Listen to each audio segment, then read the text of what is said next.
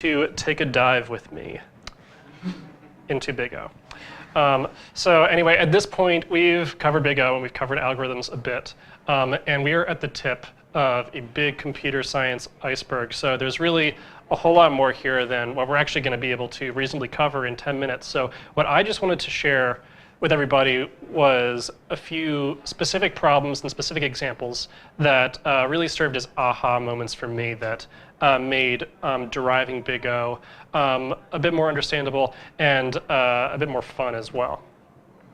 So anyway, just to get us all back on the same page about what is big O, I remember that big O is the notation that we use to express the runtime or space complexity of an algorithm relative to its input as the input gets arbitrarily large. This means that big O is about growth, not about actual space or time. And because it's about measuring the shape of a growth curve, that means that we can express big O in terms of its largest factors and drop all of the other smaller ones, which is actually what ultimately makes big O kind of fun. Because for a while, it's like you're doing regular math, and then all of a sudden you get to say, those numbers are too small, I'm not going to care about them anymore. I get great satisfaction out of that. But even if you don't get satisfaction out of that, get satisfaction out of knowing that big O is an extremely practical skill to cultivate. Being able to evaluate the runtime and space complexity of an algorithm is absolutely critical in the real world. When we're doing our reactive problems, big O should be the first thing you do during the O step. It is the other O in React-O. Optimize is big O, really. See there. So anyway, so I'm going to do a few really basic examples and kind of cover some of just the very bare bones strategies that I know that I use every time that I go about trying to evaluate a big O. So here, if it's not sliding over, that's weird. Hello? Oh, there it goes.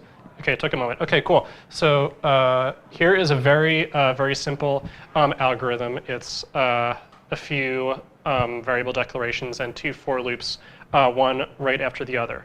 So let's take a look at what this would look like in a big O evaluation. So the very first thing that we want to do is just measure the complexity of the algorithm at each and every step, and ask yourself, would this change if the input got larger? So here you can see for the two variable declarations, just O of 1, the for loops, one right after another, that as array gets bigger, they're going to grow at a rate of the size of the array.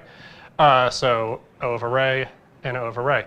Another thing that I did here is instead of saying O of n or O of m is I was just very concrete. I just said array. Just actually using the variable names that you use in the function can help you actually visualize what's going on as you're doing a calculation.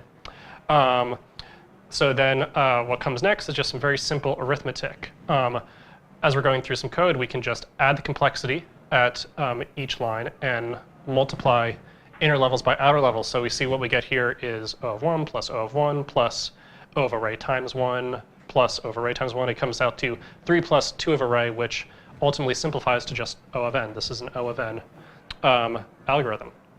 Cool. So here's like another softball. Is just a function that takes an array as an input and then loops over it twice. Very simple. We've all seen this before. That's going to be O of n squared. Cool. So now here's one that will hopefully expand your mind a bit if you haven't thought about it too much. Here's a function that takes two different arrays, array A and array B. It loops over array A and then it loops over array B. So what this is going to be, we just apply those simple rules and we come out to it's going to be O of array A times O of array B, which to put it in the common nomenclature we would use m if we need a second variable, so we'll call it O of n times m. So another important takeaway there is that while we're all familiar with the common orders of magnitude of big O, where it's n squared, O, n log of n, O log of n, that's not always the case. Sometimes it's going to be something a little bit different. Cool. So once we start to get beyond the basics like that, there's going to be some special cases that we're actually going to think about slightly differently. probably the hardest of these is recursion. So when you get a recursive algorithm, it's really helpful to think about it as a tree. When there's only one recursive branch, usually this is just like a for loop, because the number of times that we recurse with that algorithm is just going to be a direct function of the input. That's not necessarily always the case, but usually it is. Usually that's why we're using recursion in the first place. When we get multiple recursive branches, then the runtime is going to be something similar to O of branches to the power of depth. So if you think about this, this does make sense, because with each level of depth, we have branch number more calls than before. So it's an exponential relationship. If you're ever in doubt, then just write out the recursive algorithm as a tree, and things will start to make a little bit more sense. Another important thing to keep in mind with this branches to the power of depth thing is that depth is relative to the input size. So take, for example, a balanced binary search tree. It has 7 nodes, and because it's balanced, it's 3 levels deep. So that means, say, like n here is equal to 7 if we're writing an algorithm that's going to visit each node. And the depth is 3, which actually, if you take log base 2 of 7, it comes out to about 2.8 something or other. It's about 3. So the runtime of that algorithm would be O of 2 to log of n, which after a little bit of math actually comes out to be O of n. So just because something is recursive doesn't mean that it's going to take forever. It's really what matters is how far it goes relative to the input size. Here's one where it's not going to be super great, though. This is an algorithm we're all familiar with, the Fibonacci algorithm right here. If we take a look at how this guy goes, let's just plug in an example with 4 to make it really concrete. So our input is equal to 4, so n equals 4. We're going 4 levels down when we recurse to as far as we can go. So the depth is going to be 4, which is equal to n. And we branch twice with each recursive call. So applying the rule from earlier, we can see that the runtime is going to be O2 of n. That's terrible. That's a pretty slow algorithm. If you've tried running Fibonacci in, say, a REPL for very large numbers, you will probably crash your computer. So here's the version that we like a little bit more, the memoized version, where we use an object to hold a memo that's going to be able to give us in constant time the value of some of the Fibonacci calls as we go back up. So how is that going to affect the runtime? So let's actually look at it here. So remember that as we're recursing, we are recursing down the stage left, right, side of the tree first with Fibonacci 4, Fibonacci 3, Fibonacci 2, Fibonacci 1. And now as we start going back up, we're going to start building that memo that is going to be able to return the value of, like Fibonacci 2 is the only example here, but it's going to be able to return it in constant time. So as we go back up the tree, every operation is in constant time. The only operation that depended on the size of the input was going down that first side. So basically we turned that O2 of n operation into a straight line of recursion. So that is O of n. Cool. So talk a little bit about space complexity too, because that's something that we hear about, but we don't cover as much. The reason for it is because generally in computing today, we have enough space, we just don't have enough time.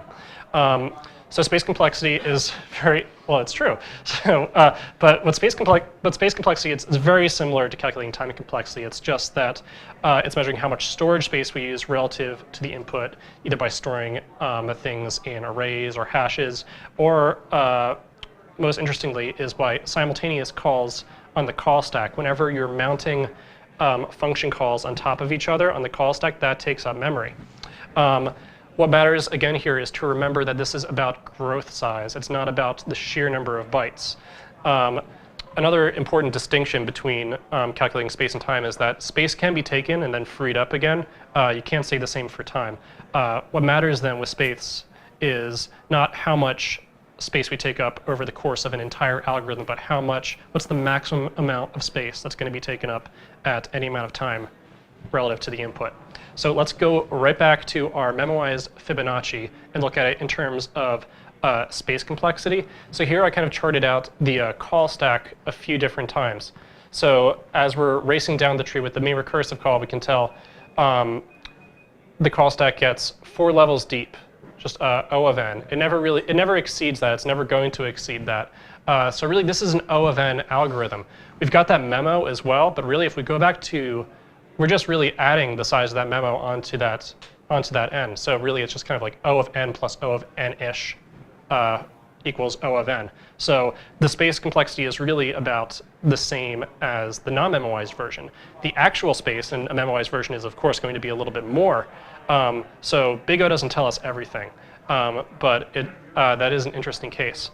So just to wrap up, talking about when you have multi-level algorithms. So for example, if you had a function that was looping over an array of strings and sorting each of those strings, how would you calculate that? The thing you have to be careful about here is not to confuse the input and runtime of an outer algorithm with the input and runtime of an inner algorithm. So here's the function I just described. So let's say that sort.sort, array.prototype.sort is O and log of n. This could depend on a browser. It's very interesting in that regard.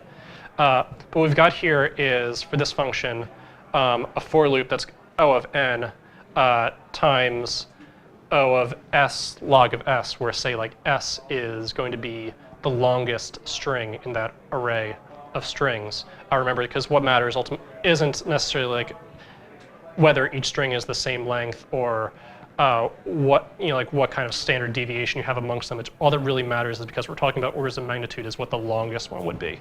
So this simplifies to O of n times s log of s. That's an interesting case. So there are lots of resources online for exploring more. You can definitely talk to me. But are there any questions?